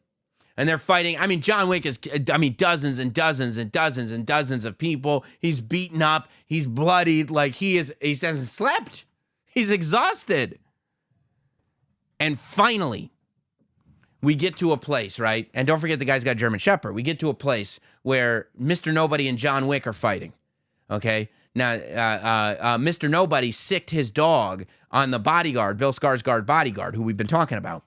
And so he could kill John Wick, okay? So he goes to shoot John Wick. They're both on the ground now. They both have their guns pointed at each other. The bodyguard is like, you stupid dog. The bodyguard points his gun at the dude's German Shepherd. John Wick looks at the dude, and as if to go full circle, he's not going to let it happen again. He takes his eyes off Mr. Nobody and shoots the bodyguard so he can't kill the dog. Because he's not going to let that dog die. Softy. And Mr. Nobody goes, damn. And he can't kill John Wick now. So John Wick ends up escaping. It's now almost sunrise. It's 6:03 a.m. We have, or it's almost 6:03 a.m. That's when sunrise is. We have this massive set of stairs that John Wick has to get up to get to the church where the duel is going to happen, or whatever, the spot where the duel is going to happen. And it's like a video game. It's just bad guys show up everywhere. So now John Wick literally has to go up a staircase full of assassins to get to his spot, which is just, I mean, it's amazing. And at one point, he gets all the way up. It's like 12 flights of stairs. He gets all the way up, and there's Bill Skarsgård bodyguard, and he kicks him right back down. And John Wick falls down all 12 flights of stairs, and my chair's going crazy while he's falling down the stairs because I'm seeing it in 4DX. And he falls all the way down to the ground. And he's like ready to give up. But Kane shows up. And he's like, we got to get you up those stairs. Because he wants the duel to happen. Because he wants to make sure that he and his daughter are going to be okay. So Kane helps John Wick get up the stairs, and so does Mr. Nobody. Finally, he gets towards the top of the stairs. The bodyguard is there. Mr. Nobody he yells at his dog. He goes, nuts. The dog goes for the bodyguard's nuts. They finally kill the bodyguard, and the dog pisses on his head when he's dead. That's funny. I mean, and it's cheap, and it's basic, but what a pop. What a pop the audience gave it. What a pop. So finally, they get up the stairs, and finally, there's Bill Skarsgård waiting. The guy had even said, looks like Mr. Wick. Final boss. Exactly. The guy said, it looks like Mr. Wick isn't going to make it. And then no gunshots. And then they started hearing gunshots again, because literally the stairs are right there. You know why he's not going to make it. But he gets up and he goes, all right, let's do this. And he's like, Bill Skarsgård is rested. He's dressed well. He's fine. And you realize that it's not going to be Bill Skarsgård in the duel. It's going to be Kane. So it's actually Kane versus John Wick in this duel, right? So they start 30 paces apart from each other. They both have a pistol. 1 round each. 30 paces. They both fire. They both hit each other in the shoulder. Ow, right? Ouch. They go 10 more paces, so now they're 20 paces apart. They both fire. They hit each other like in the side or whatever. Ow, ow. I'm thinking that hurts. They go another 10 paces. Winston goes, John, just kill him. They fire their guns again, and John Wick goes down. And Kane is still standing. And then, like the little wiener that he is, Bill Skarsgård goes, as per the rules of the duel, the second gets the opportunity for the coup de grace. And so Bill Skarsgård gets to do the coup de grace, which means John Wick is still alive, but he's on the ground and defenseless. And so he gets to put the final bullet in John Wick. Yeah. And he's like, ha, ha, ha. And he's got the gun and he's pointing it at John Wick. And then Winston goes, you arrogant fool. And he looks at him. Remember I said it was 1 round per shot, per thing, right? And he goes, and he goes, you arrogant fool. And Bill Skarsgård looks at Winston, and Winston goes, he never shot. And Bill goes, what? And John Wick takes the gun out and shoots Bill Skarsgård in the head. He kills Bill Skarsgård. That's awesome. Yes. Yes. That's a risky bet to take, though. And then he goes, okay, cool. And then the guy from the high table says, all right. He goes, Kane, you and your daughter are free. Mr. Wick, you're free. And then he looks at Winston and he goes, and we'll rebuild the hotel. You're going to be in charge of it. Yeah, you guys all got what you wanted. And he leaves. And then John sits down on the stairs by himself, just holding his gut. And he whispers his wife's name and collapses. Ooh. Is he dead? And the next scene is Lawrence Fishburne and Winston at John Wick's grave. Earlier in the movie, John said, they were like, they're talking about writing things on people's tombstones. They said on Lance Reddick's tombstone, he said, I didn't know what to write on Lance Reddick's tombstone. How do you surmise a person in only a few words, an entire life? So I had them write friend, because that's what he was above all else, a friend. And John Wick says, and then, they continue the conversation, and John Wick goes, I want mine to say loving husband. And you see, when they pan out, 2 tombstones, his wife and him buried next to each other. It says John Wick, loving husband. They actually killed him off? They killed him. In the next scene, you see this Asian girl, like, playing the violin or whatever. She's playing an instrument. And Kane is there getting to watch his daughter. They're both free. And as Kane is walking, the camera moves on another person walking. And it's the daughter of the manager of the Osaka Continental. Remember? Oh, she's still trying to get her revenge. And she walks up to him, and you see her hand, and a knife comes out, and the credits roll. Ooh. Oh, that might be a post-credit scene. I think that's a post-credit scene. But it's still... So John Wick is dead. He's dead. Well, look. There's no teaser. There's no, maybe. No. There's no maybe he's not dead. Yeah. But... Oh, he had an empty coffin. Like, there are ways you could do it, obviously. I think it'd be stupid. The story is obviously over. Like, they told the story. John Wick 1 through 4 is a single story. The story's been told. Perfect ending. It's over. You can tell the story of Kane if you want. That's a story in the John Wick universe. The ballerina is going to be over here. The ballerina is based on the theater that John Wick went to in John Wick 3 to send him to Casablanca, to Morocco. And you'll have the Continental backstory. But yes, I'm just surprised. I mean, usually when there's a franchise that's doing so as well as this, and you don't want to put a definite... Especially because originally they were supposed to do John Wick 4 and 5 back to back. The studio wanted them to do John Wick 4 and 5 back to back. And the director was like, I just think it'll be too much to do 2. I'll just do 4 and then we'll talk. And then he did 4 and they're like, what? You killed him.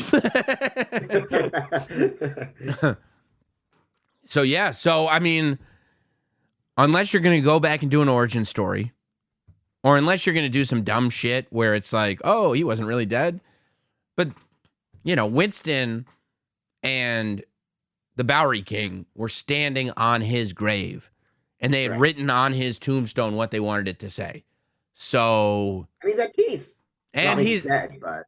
No, that's the point. The buildup was he won't be at peace until he's dead. The idea is he is finally with his wife. He is finally at peace. Because as long as he's on this planet, there's nothing, he can't escape it. Shit's gonna pop off. Shit's gonna pop off. Now, finally, shit's not gonna pop off. Unless he's in hell. Well, I mean, he killed hundreds, if not thousands of people. we could continue John Wick in hell. John Wick in hell is a movie I would watch. Yeah, I guess you could say I'm in hell. just shooting off demons. So that's the story of John Wick. Does it make sense the way I said it? Was it cohesive enough? No, I mean it was pretty streamlined in the sense that it's back to back to back to back. Yeah, it was one story, and pretty good with these 4DX notes. Yeah, it was a good job. Yeah, I was sitting there like in the theater, like I had to angle my paper to like get the theater to reflect the light of the. Yeah, I mean it's a lot. I don't even know if you can see it, but it's a lot. Well, yeah, I mean, yeah, it's only one story, really. It's not like exactly 4 separate things or like like Jason, like Freddy, where you gotta go back and remember this. It's literally just boom. You could argue that it's 2 stories, like part 1 is one story, and then 2, 3, and 4 is a second story. You could argue that, but it's still intertwined. And yeah, I mean, it is still like you could just sit there and watch all 4 movies, and it's one story.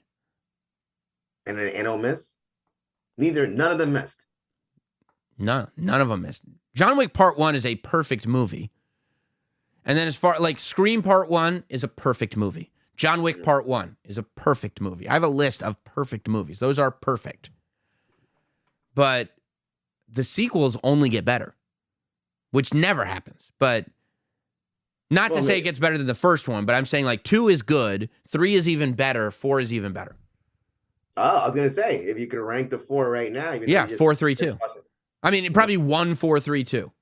Wow. Yeah, which is exactly that. You do not see that in a franchise, and that's what you want. That's like the idea. It's like perfection. That's what you want. Because it's, to me, modern day, the best action and best revenge movie. Modern day. Yeah, I mean, I can't think of any other action franchise aside from like Taken, which is already 10 years ago. Right. And Taken, I mean, they couldn't get it after 1. They were done. Yeah, I can't think of any other franchise that's like this, held up to this standard. There aren't. You know why I can't think of one? Because ain't none. Ain't none. So there you go. I hope that you've learned throughout this journey We took our time. We told the story. You now know the legend of the High Table, the Continental, and the Elder. He's dead. But should you ever, should you want to just tune into the prequel series in September, you don't need to watch the movies now. And if you do, you ain't going to be surprised by much because I spoiled everything. Where was Ana de Armas, though? You didn't mention her. I don't know if she's actually in it. I mean, Is she not in John Wick? I mean, she might be. If she's in part 3, it's a small part. Oh, let me see. I don't really remember. See if she's on the IMDb for part 3. Because, I mean, she might be, but it'd be a pretty small part. Right. It's more just there's like mafia ballerinas. There's assassin ballerinas. Okay. Right. Yeah, no, she's not on this. Right. So there are assassin ballerinas in part 3, and she is going to be one of the assassin ballerinas. I can't wait for that. Yeah. You like she kicked ass in No Way to Die. Huh? She kicked ass in No Way to Die. No Time to Die, the James Bond movie. Oh, so yeah. That's probably why they casted her in this. They were like, we saw you beat some ass in this movie. You want to have your own? Yeah, that sounds good. Yeah. What's it called again? No Time to Die? No. The John Wick spinoff. Oh, la ballerina. La ballerina. Oh, yeah, that's right. I hope you guys have enjoyed this look into John Wick. Don't forget to leave a comment. Don't forget to hit like. Subscribe to the channel. You got 5 styluses. You might as well use them. If you enjoyed this, we've done full franchise reviews on Friday the 13th, Child's Play, Saw. I think we did Halloween. I don't know. There's a playlist on the YouTube channel. Check it out, and we'll see you next time. I'm going to cheers with you later. Have a good one.